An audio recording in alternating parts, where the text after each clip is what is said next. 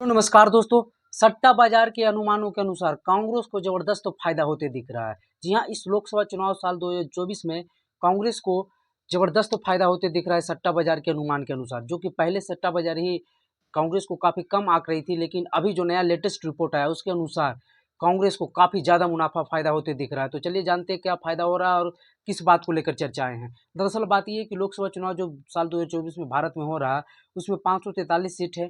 543 में से 6 चरण का चुनाव समाप्त हो गया, 5 चरण का चुनाव समाप्त हो गया। चुनाव 7 चरणों में होना था, उसमें 5 चरण का चुनाव समाप्त हो गया। तो 543 में से 5 चरणों में 423 सीटों पर चुनाव समाप्त हो गया। अब जो बची कुछ सीट है वो 25 तारीख के छठी चरण के चुनाव में हो जाएगा और अंतिम चरण 7वीं चरण 1 तारीख को है। तो ये दोनों मिलाकर 543 सीटों पर चुनाव हो जाएगा। और इससे पहले एक रिपोर्ट आ गई है। जी हाँ, राजस्थान के प्रसिद्ध फलोदी सट्टा बाजार के नाम से प्रसिद्ध जो है उसके रिपोर्ट के अनुसार हम बात करें तो बीजेपी को नुकसान होते दिख रहा है और वहीं कांग्रेस को फायदा होते दिख रहा है। तो कितनी सीटों का नुकसान बीजेपी को होते दिख रहा है और कांग्रेस को कितनी सीटों का फायदा होते दिख रहा है, ये सभी बात हम करते हैं। तो दरअसल बात यह है कि जब पहली बार फलोदी सट्टा बाजार ने अपना रिपोर्ट जारी किया था उसमें से कांग्रेस मात्र 40 से 42 सीट ही जीत रही थी पूरे ऑल ओवर इंडिया में।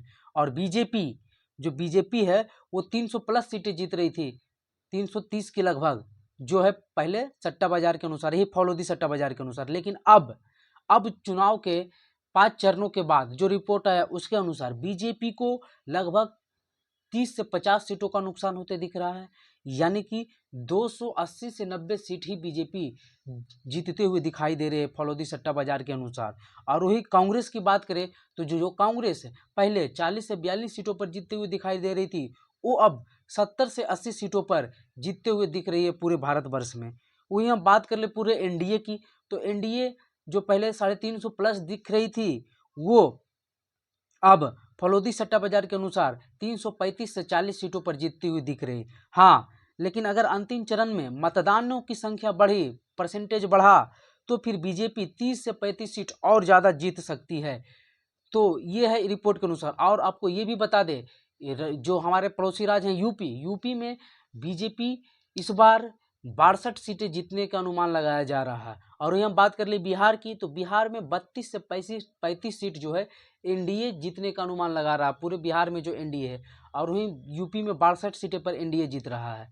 तो ये हुआ फलोदी सट्टा बाजार के अनुसार बीजेपी को नुकसान होता दिख रहा है, कांग्रेस को फायदा, लेकिन उतना भी फायदा नहीं होते दिख रहा है कि कांग्रेस सरकार बना लेगी।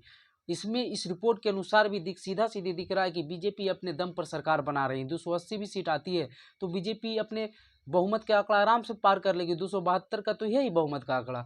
तो इस सट्टा बाजार के अनुसार भी बीजेपी को नुकसान तो होते दिख रहा है, लेकिन उतना नुकसान नहीं हो रहा है कि वो सरकार नहीं बना पाएंगे। तो चलिए ऐसे ही लेटेस्ट और न्यू रिपोर्ट देखने के लिए हमारे चैनल पर बने रहें। वीडियो देखने के लिए